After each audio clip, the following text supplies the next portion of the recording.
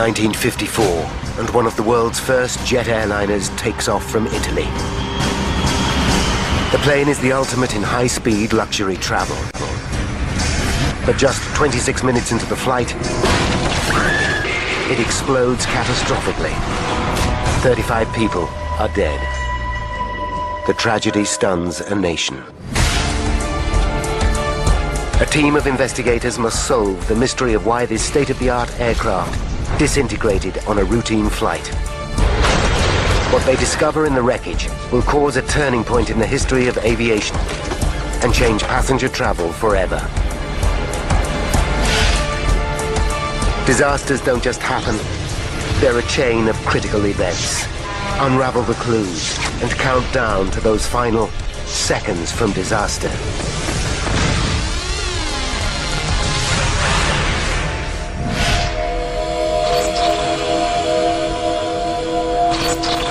Europe, 1954. Throughout the continent, there is a growing sense of optimism.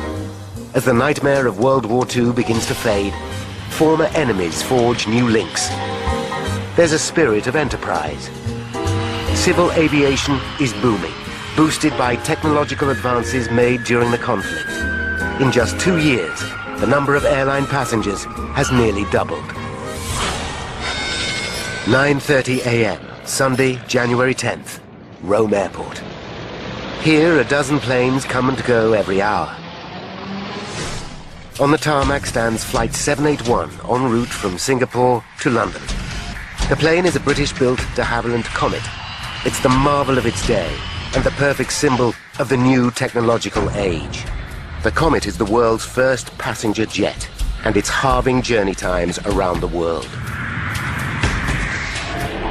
The pride of Britain sends a message of superiority to every aircraft manufacturer in the world. A dream comes true. At Hatfield Airport, the Comet, the world's first all-jet airliner. Begun 3 years ago, the airliner that makes every other passenger plane out of date will go into operation within 18 months. The revolutionary design is based on de Havilland's hard-won military expertise. The plane is powered by 4 Ghost jet engines and carries 42 passengers and crew at up to 800 kilometers per hour, almost twice as fast as its nearest competitor. To help it achieve this staggering speed efficiently, it flies at a height of up to 12,000 meters, where the air is thinner. Until now, such performance was the preserve of military jet fighters. 20 months after the launch, there are 17 of these aircraft in service. 9 are owned by the British Overseas Airways Corporation, or BOAC, and among them is Flight 781. 9:40 a.m. BOAC engineer Jerry Bull inspects the Comet's undercarriage. He checks for fuel leaks, tire damage, and marks on the airframe. He pays attention to the aircraft's high-tech, ultra-lightweight aluminium skin. It's extremely thin and vulnerable to damage. We're looking for this incidental damage. There was none as far as I can recall at that stage. So my own thought at the time was walking, well, we got a clean aeroplane today. At 10 a.m., Bull completes his final checks. The flight crew join him. The captain is Alan Gibson. At 31, he's one of BOAC's youngest pilots. Captain Gibson was a man of very good ability, not a person who would panic about anything. He was, confident. In Rome Airport Terminal, members of the new jet set enjoy breakfast. Many are children returning to England for a new school term. They're excited about flying on the world's first passenger jet. Also on the flight is renowned BBC reporter Chester Wilmot. He's returning home after covering a tour of Australia by the recently crowned British Queen. Chester is a devoted family man with 3 children. He's especially close to his 10-year-old daughter Jane, who was born deaf. She is devoted to him, unaware that he's one of Britain's best-loved broadcasters. I just adore him. And I knew that he was busy, I knew he was on television, I knew he wrote books. But I don't think I even twigged how famous he was. He was just my dad. 10:05 a.m. and the last pieces of luggage are stored in the hold of Flight 781. The plane will be flying today with 29 passengers and 6 crew members on board. One of the passengers is 23-year-old Bernard Butler. Bernard is an electrical engineer who's been working in Bahrain to save money for his forthcoming wedding. His fiancée is Pat Knight. They've been engaged for 2 years and plan to marry in a fortnight. I'd made the bridesmaids' dresses. All the invitations had gone out. And we'd already received wedding presents. Everything was planned. Bernard is returning home with a surprise. He's picked out a dress for Pat to wear at their wedding. At 10:18 a.m., all pre-flight checks are complete. Captain Gibson signs to confirm that everything is in order. Captain Gibson seemed very relaxed, also looking forward to getting home. Flight 781 is just one of 5 BOAC services from Rome to London today. An older generation of slower propeller-driven airliners make up the other flights.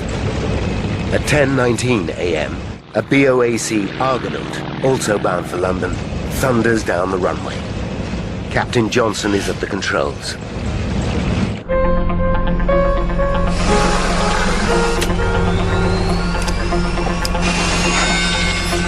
At 10:30 a.m., 11 minutes after the Argonaut's departure, the Comet taxis to the runway.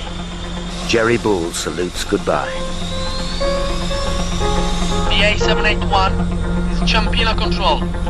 Control, this is flight EA781. We are clear for takeoff. Roger. Air traffic control grant permission for takeoff.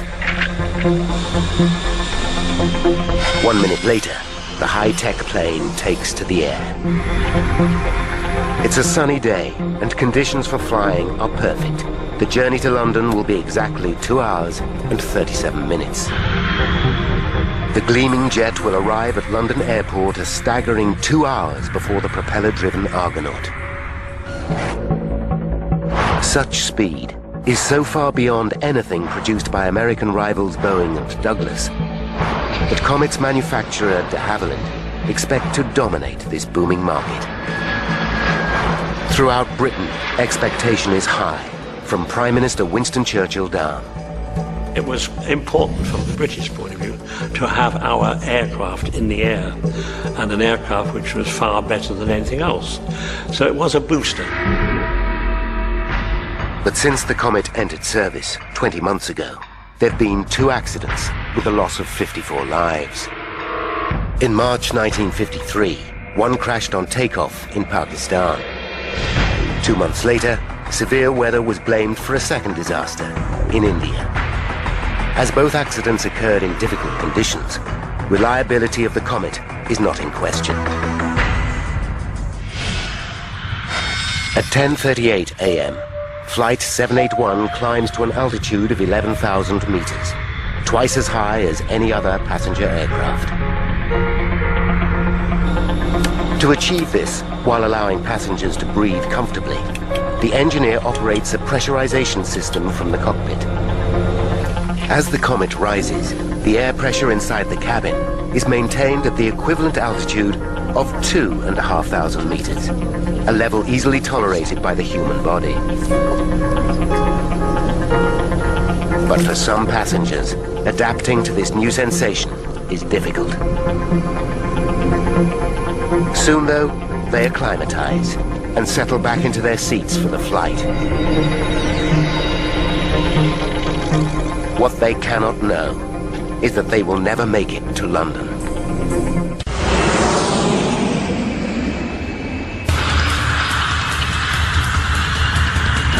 (1954), and a state-of-the-art Comet jet airliner has taken off from Rome en route to London. On board are 29 passengers and 6 crew.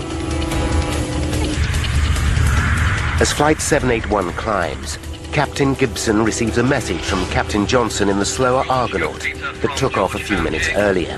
QSL Jig receiving. Each pilot uses the plane's call sign. Pow Jig for the Argonaut, Yoke Peter for the Comet.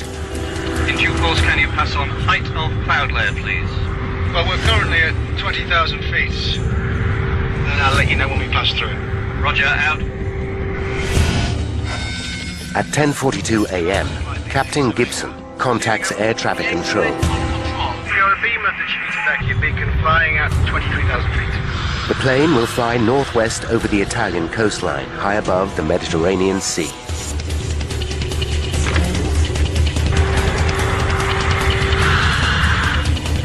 Would you like some tea, sir?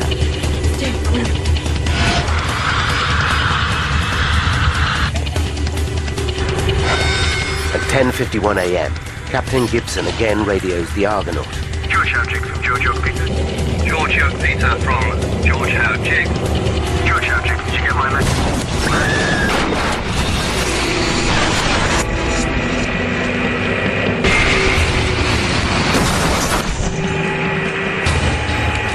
The message ends mid-sentence. Yoke Peter, come in, please. When Captain Johnson gets no response, he contacts Rome Airport. We've lost contact with BA 781. They just seem to have disappeared. Can you raise them? At 10:56 a.m., the airport controller tries to contact the Comet. Without success. They fear something is terribly wrong. 200 kilometers northwest, on the island of Elba, a group of Italian fishermen are repairing their nets. Among them is 33-year-old Luigi Papi. As they work, something extraordinary happens. I felt a break in the air, and then there was a bang, and I heard a sound like thunder, but it was not like any thunder I'd ever heard before.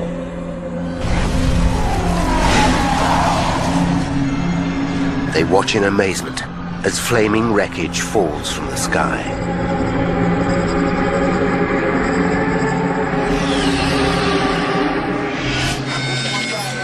At 11:15 a.m., air traffic control receives word that a plane has crashed into the sea off the island of Elba. It confirms their worst fears. Jerry Bull hears the news. The senior engineer says, "Got some bad news, Jerry."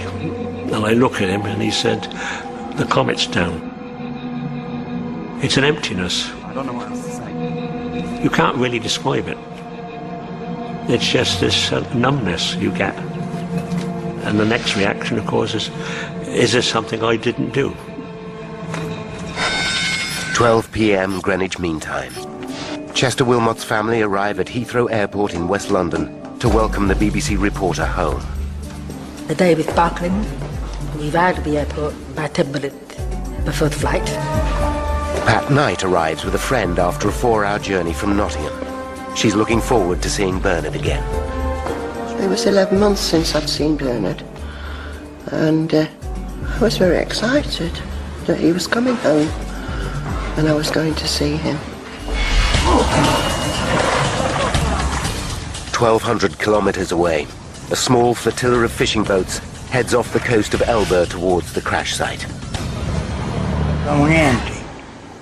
At first, we saw nothing. Then we saw a flock of seagulls which were pecking at something. So we headed straight for the seagulls. And that was where the plane had crashed.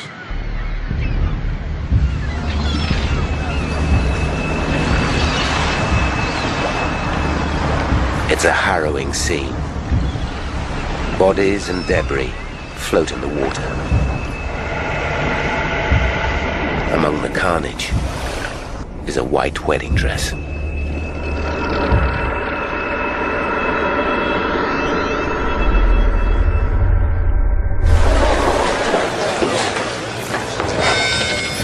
(1:30 p.m.)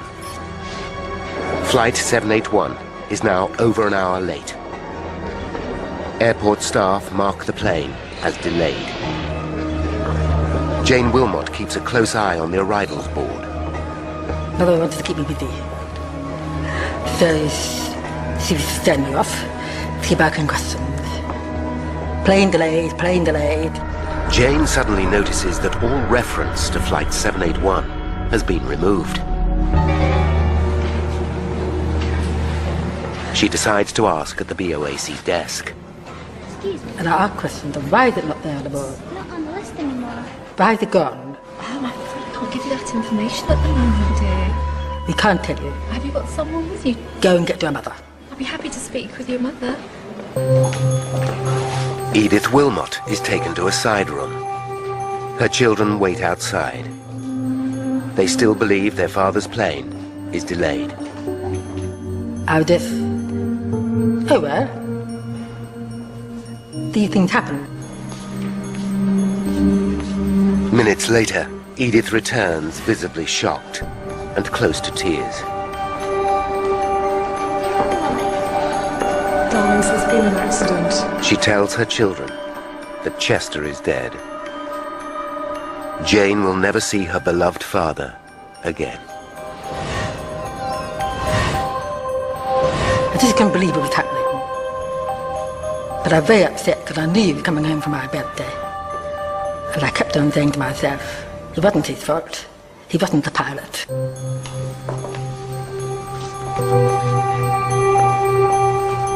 The grim task of informing friends and relatives continues.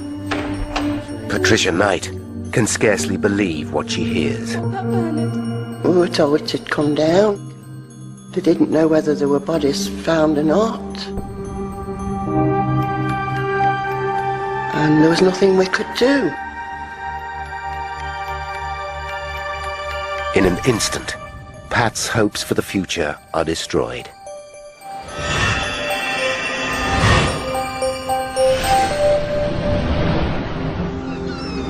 In Italy, the fishermen begin the gruesome task of recovering bodies. It was a big shock. Every time we went near a corpse, we would shout, "Come over here, come over here," because they seemed still alive. Their eyes were open. But when we got near, you could see they were dead. In total, 35 passengers and crew die on board Comet Flight 781. 15 bodies are recovered. There are no survivors.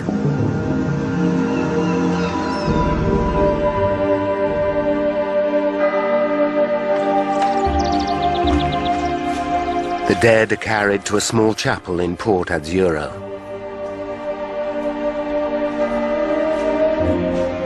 Local people say prayers. Children bring flowers.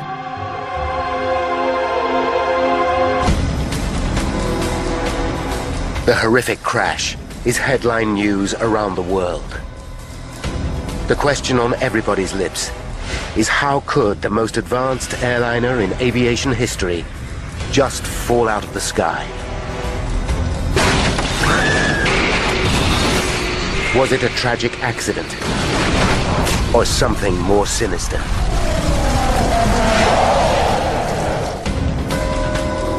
In 1954, the mysterious crash of the Comet dominates the thoughts of the British nation. What could have possibly caused the most advanced passenger plane in history to disintegrate in mid-air? Within hours of the crash, a team of experts working for BOAC begin a technical examination of the Comet fleet. They must discover if there's a flaw in the design or a manufacturing fault. Britain's position as the world leader in passenger jet travel depends upon it. The inquiry that follows will turn into one of the most complex and important in aviation history. Now, by going deep into the investigation, we can reveal the critical chain of events that caused the downing of Flight 781. Paul Withy is an aviation metallurgist. For 6 years, he studied the comet investigation and is an expert on this turning point in aviation safety. Whitty knows that with no established protocol for air crash investigation, it was an epic task. The difficulties they faced as an investigation team was to develop a whole new series of techniques for looking into a major air crash. And they had to really invent tests, invent methods of doing things as they went along. But Whitty needs to be sure that this landmark case actually did get to the truth. Now, for the first time in half a century, he will re-examine the vital evidence. If he discovers their findings are wrong, it will rewrite the history of air crash investigation. From the beginning, the inquiry team are faced with an enormous challenge. In 1954, the investigation team had no black boxes. They had no flight data recorders. They had no way of understanding what was going on in the plane at the time of the accident. Their best clue, the aircraft itself, lies at the bottom of the Mediterranean Sea. Without the remains of the plane, the team know they must unravel the mystery with the flimsiest of evidence.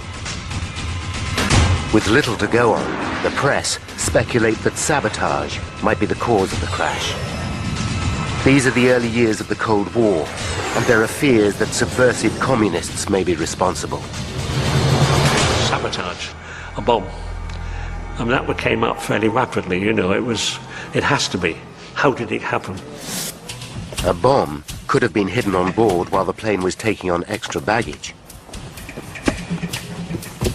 It's only a theory, but if true, it would at least eliminate doubts about the safety of the comet itself.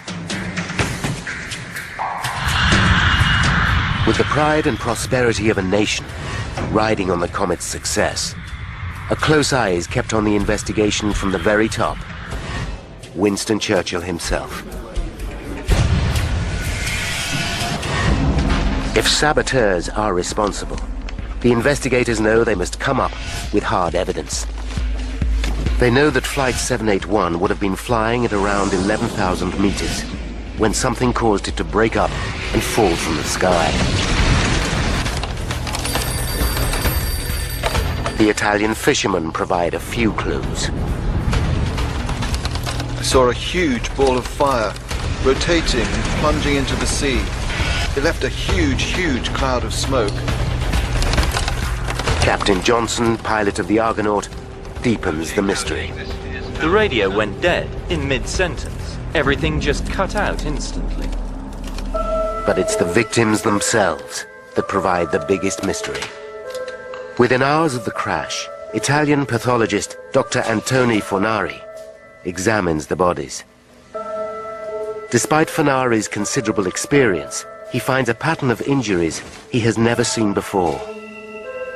The victims suffered broken limbs and damaged ribs, injuries sustained after death.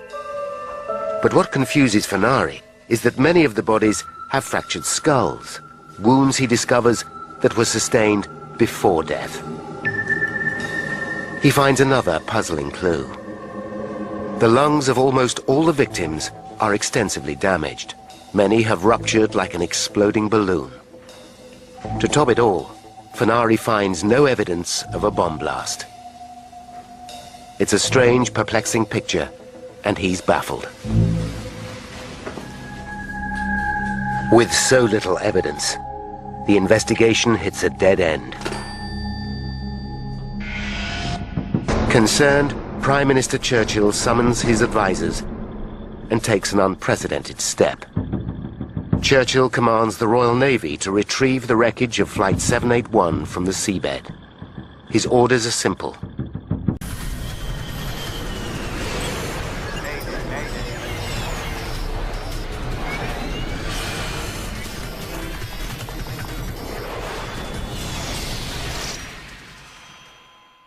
Endeavor to locate and solve Comet. The task, however, is anything but simple. There has never been a salvage operation like it before. The wreckage lies at a depth of 120 meters, and no one knows exactly where. Today, if an aircraft crashed in similar circumstances, the black box recorders would have transponders and would lead the investigators and the recovery teams to the spot where the aircraft was. The Navy didn't have that information. HMS Wrangler an anti-submarine frigate, searches an area of 260 square kilometers. 3 salvage vessels are on hand to help. They're equipped with the most up-to-date technology, including an underwater camera and a deep-sea observation chamber. But progress is delayed by bad weather. Then, on February 12th, 33 days after the crash, Navy experts identify the first piece of the comet wreckage on the underwater camera. Divers descend to the seafloor. Over the next few weeks, small bits of debris are sent back to England for examination. Then comes a major find. A large section of the rear fuselage is located and brought to the surface. Meanwhile in London, the Comet fleet sits idle. BOAC hemorrhages cash at the rate of £50,000 per week. With so much invested in the aircraft, pressure builds to get the planes back into the air. On March 23rd, 10 weeks after the disaster, the British government give the airline the go-ahead to resume service. At London Airport, a Comet airliner about to leave for Johannesburg was taking out extra crew members. Press and television attend the relaunch. Everybody was in high spirits at the resumption of Comet flying. BOAC Chairman Sir Miles Thomas gives the Comet a public vote of confidence. We obviously wouldn't be flying the Comet with passengers in it on service were we not wholly satisfied that the conditions are acceptable for carrying passengers anywhere in the world.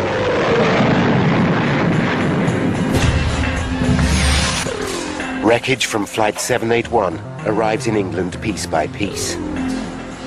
Investigators identify and mark every fragment. In a hangar, carpenters build a wooden frame of the Comet aircraft. As the wreckage accumulates, they wire each piece onto this skeleton. Now, with the entire Comet fleet back in service, it's more important than ever to find the cause of the crash. The lives of hundreds of passengers depend on it.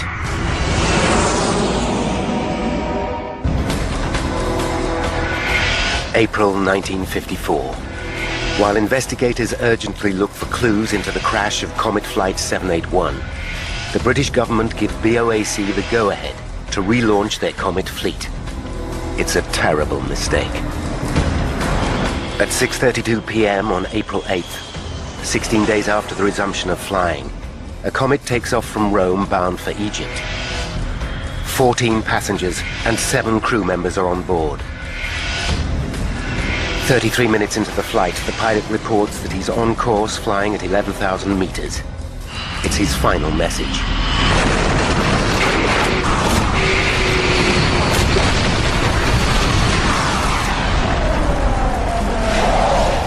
A further 21 people are dead. The news sends shockwaves around the world.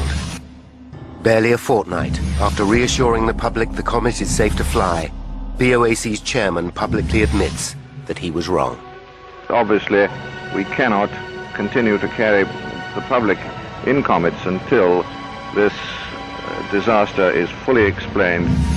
Similarities between the two accidents are uncanny.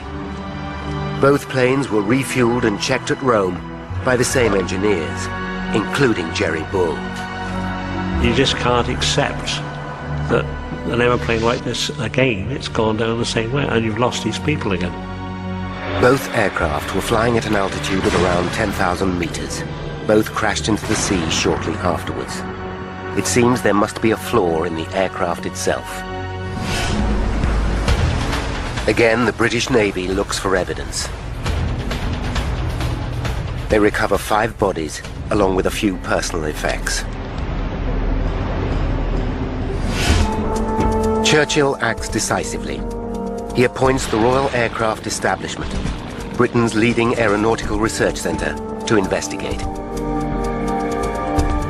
Heading the inquiry will be Sir Arnold Hall.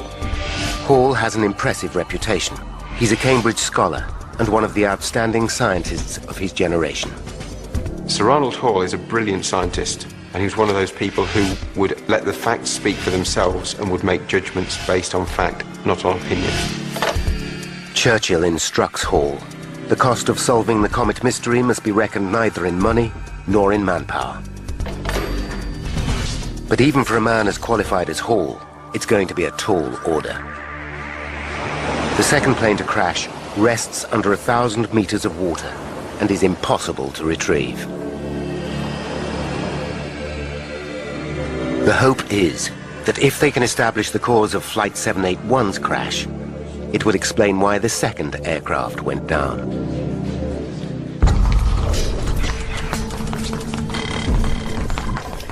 Over the next 4 months, 781's wreckage is methodically pieced together at Sir Arnold Hall's headquarters in Farnborough. It's groundbreaking work. Never before on that scale had an aircraft been reassembled by anyone, and the investigation team had to learn how to do it and develop the techniques and tools to reassemble a very badly damaged aircraft. As they examine each piece of debris, they find intriguing clues. Bits of carpet, pills from the first aid cabinet, a corner of a mirror from the toilet, and scraps of passengers' luggage are all found wedged into the rear end of the fuselage, under the root of the tail fin.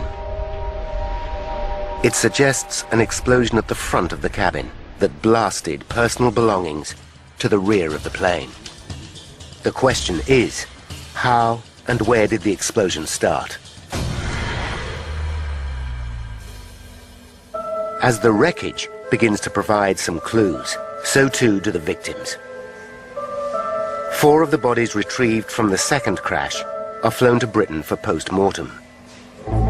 The pathologist finds identical injuries to those of Flight 781, fractured skulls and ruptured lungs.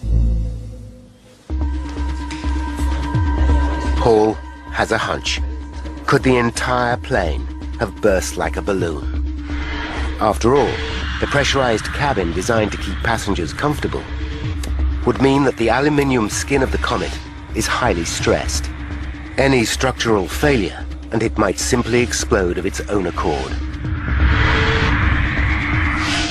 Such a violent decompression, as it's called, has never happened on a passenger plane before, but Hall and his team believe this could explain the terrible injuries.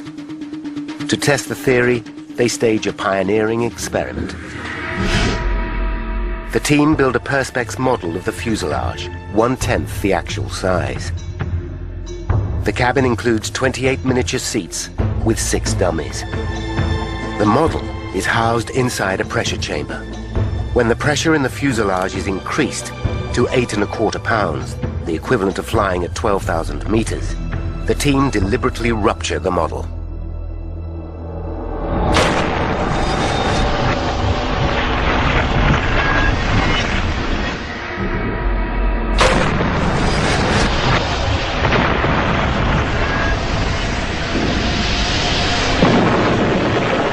A high-speed camera captures the results. The rapidly escaping air causes a tremendous release of energy. Seats tear apart and fly through the air. The dummies catapult vertically and smash their heads on the cabin roof. It's a graphic demonstration of a phenomenon experts like Paul Withy understand only too well. The pressure cabin exploding is the same as a 500-pound bomb going off inside the cabin.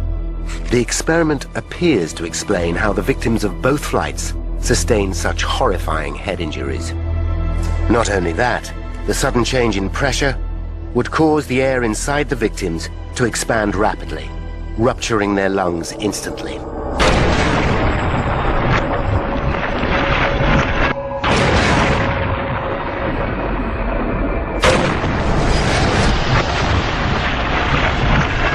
If explosive decompression can explain what happened to both planes, the team must discover exactly what caused the weakness in the structure of the fuselage.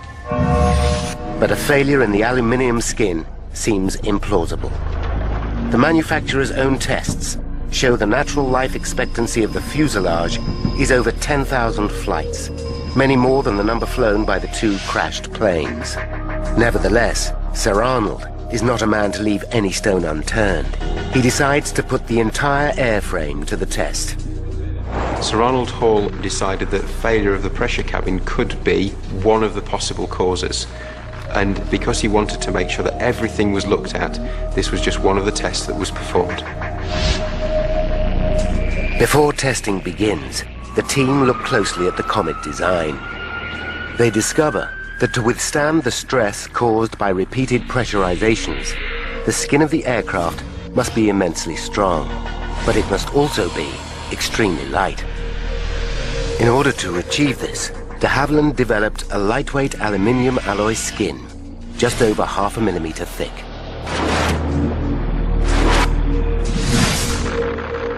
The Comet's skin thickness was as thin as the designers dared go to withstand the cabin pressurization, and it was fixed by how little they thought they could get away with. Sir Arnold devises a test to assess the strength of the plane's fuselage. The experiment is on a completely different scale to anything they have attempted before. It requires the construction of a massive water tank, measuring 34 meters long by 7 meters wide and 5 meters deep. Working non-stop, it takes a team of engineers 6 weeks to complete. The team at the Royal Aircraft Establishment are working really hard. They're working 24 hours a day, they're working shifts, they're sleeping on site. They are a very dedicated team. By May 29th, it's ready. The engines and cabin upholstery of a Comet are stripped out. The empty plane is gently maneuvered into the water tank, with the wings protruding on either side.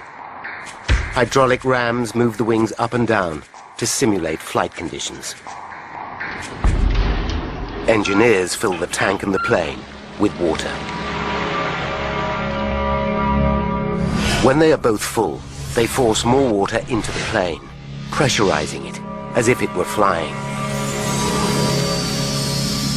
After 5 minutes, engineers reduce the pressure. Each test puts the same amount of strain into the aircraft as a single flight at 12,000 meters. Sir Arnold plans to test the fuselage to destruction. It could take up to 5 months. The experiment runs 24/7. Using 1950s technology, it's a grueling task. Today we wouldn't do a water tank test. We'd actually use computer modelling and computer simulation to understand how the aircraft would behave. As the tests continue, there are other lines of inquiry. In mid-June, 5 months after the crash of Flight 781, the team assembled 2/3 of the fuselage onto the wooden frame. Half a wing lies on the floor. It's now clear from the tears in the metal that the aircraft has indeed decompressed violently and blown apart at the seams. By following the fractures back to where they started, they think the initial failure was probably at the front of the fuselage, somewhere between the cabin and the cockpit. It seems as if the tail and rear fuselage then came away from the main cabin. The rear wing structure followed, and then the outer wingtips. The cockpit broke away as the plane plummeted to Earth, and finally fuel from the wings set the debris ablaze. But the exact cause of this tragedy is still a mystery. Then, on June 24th, Sir Arnold Hall gets a call that changes everything. The team running the water tank test has had a major breakthrough.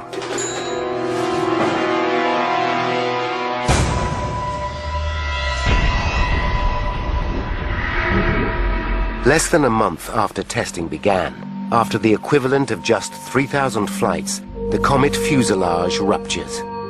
Engineers immediately drain the tank, and Sir Arnold Hall inspects the damage. There is a massive tear in the aircraft's skin, 2 meters long and 1 meter deep. The tear follows the line of the plane's windows and doors.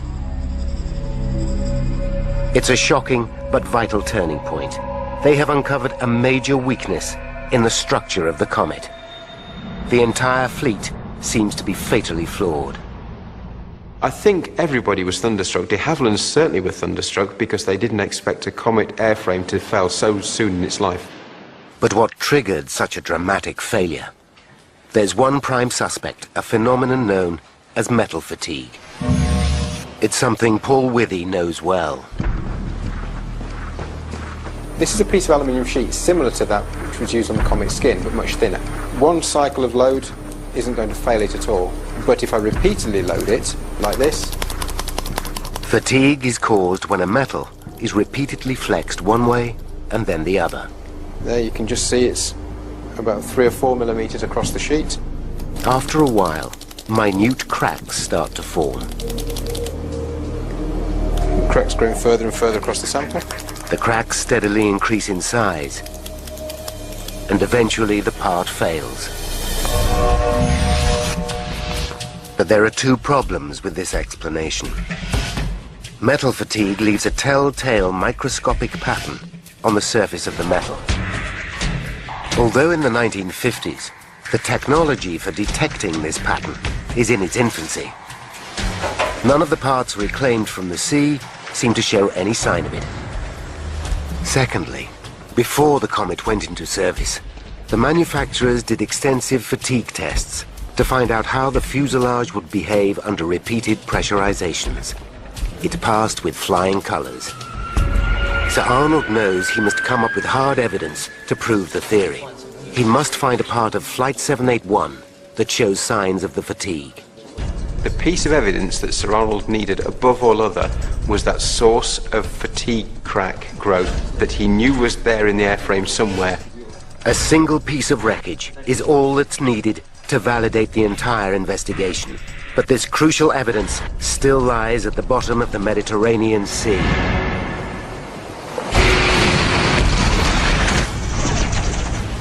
It's 1954, and investigator Sir Arnold Hall believes that the cause of the two Comet crashes is a rupture in the plane's lightweight skin. After a unique pressure test on the Comet's cabin, the team examined the 2-meter split that has ripped along the side of the fuselage. They make some frightening discoveries. By tracing the tear back, they find it starts at the forward escape hatch. This is not surprising. Stress to the aircraft should be evenly spread throughout the fuselage. But when a door or window is cut into the plane, it weakens the structure, and the stress concentrates around the weakened areas. To investigate further, they rig another aircraft with strain gauges designed to measure stress in the airframe. The results are shocking. During flight, the stress to the skin around the plane's windows and doors reaches 70% of its total strength, 4 times greater than the rest of the aircraft's skin. This is dangerously high, and twice what the designers intended. Then the team discover an even more worrying detail. The supports around the windows are riveted, not glued as designed. The problem is, the rivets are punched into the metal, not drilled. This technique creates tiny manufacturing defects, which with repeated flying can turn into fatigue cracks. The presence of manufacturing cracks in a highly stressed area meant that you were highly likely to suffer from fatigue failure. Sir Arnold and his team know they're getting close, but they have not yet conclusively solved the mystery. They found no trace of metal fatigue on any of the wreckage from Flight 781. It was vital that he found that piece of evidence from the seabed that would tie the crash to the accident investigation in an unequivocal manner. Then on August 12th, 7 months after Flight 781 crashed, an Italian trawler snags a large piece of wreckage. It turns out to be a section of the roof from 781's fuselage. The piece includes 2 small windows built for sending and receiving radio signals. Sir Arnold Hall and his team inspect the wreckage at Farnborough and immediately find what they're looking for. A rivet hole in the corner of one of the windows shows a tiny crack. When they put the piece together with the rest of the wreckage, they find that all the cracks run back to this point.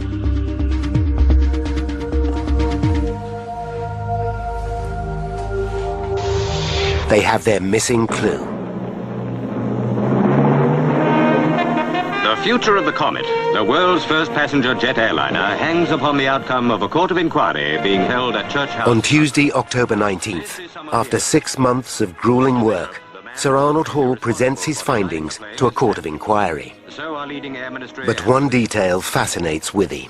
In 1954, the techniques for analyzing metal fatigue were crude. The final piece of wreckage was examined with an ordinary microscope, and the team relied on experience to make their conclusion. Today, London's Science Museum safeguards the crucial piece of wreckage. Paul Withy goes to see the historic item for himself. No one has ever used modern methods to re-examine the evidence. Using 21st century know-how, Withy wants to look again at the wreckage and check that Sir Arnold got it right. In order to preserve the damaged section, it has been mounted onto a plate. Running from a rivet hole is the crack which, it's believed, started the catastrophe. To examine the damage in more detail, Withy makes an impression of the crucial area using a silicon-based putty.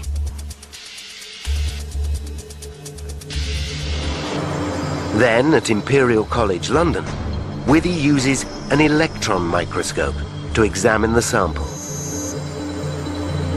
Magnifying the crack about 200 times, Withy shows what Sir Arnold would have seen. This is the fatigue crack we saw on the Comet skin, and Sir Arnold Hall and his team could see that using their techniques of the day. But zooming in further to 800 times, Withy can see detail that Sir Arnold never could. He finds a tiny manufacturing defect, probably formed when the rivet was punched into the metal. And it was that manufacturing defect that caused this fatigue crack to grow. And it's this image here that shows that Sir Arnold Hall and his team were right. It vindicates them in seeing that it was a fatigue crack which then grew to failure.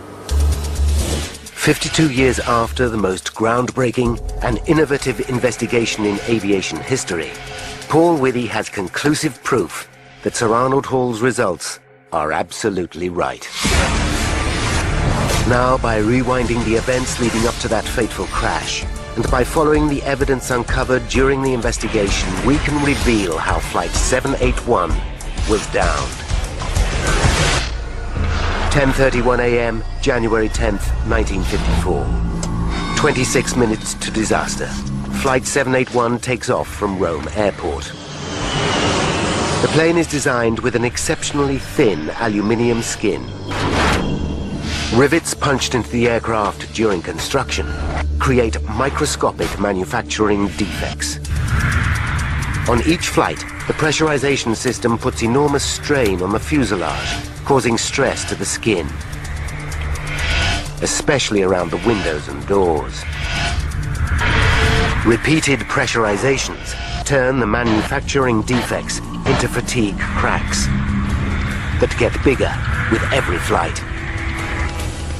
19 minutes to disaster. Flight 781 climbs to 11,000 meters. As it ascends, the pressure increases and the aircraft's skin becomes more stressed. At 10:51 a.m., the Comet's pilot, Captain Gibson, sends a radio message. George Eldrick from George York Peter. 5 seconds to disaster. A fatigue crack reaches 2 centimeters in length, and the aircraft skin rips apart.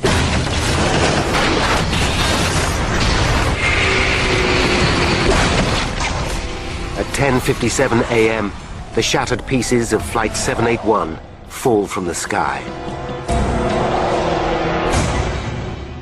35 people are dead.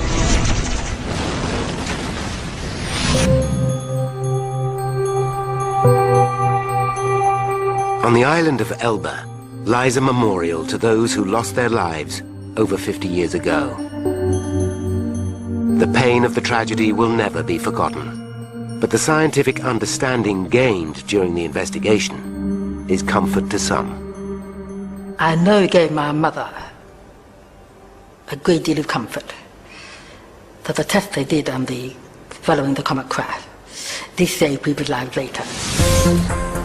4 years after the crash, the Comet did fly again, but it never achieved the commercial success it once promised. In the interim, American company Boeing developed their own passenger jet and became the dominant force in the world of aviation. the de Havilland Aircraft Company went into decline and were eventually taken over. Passenger air travel had changed forever.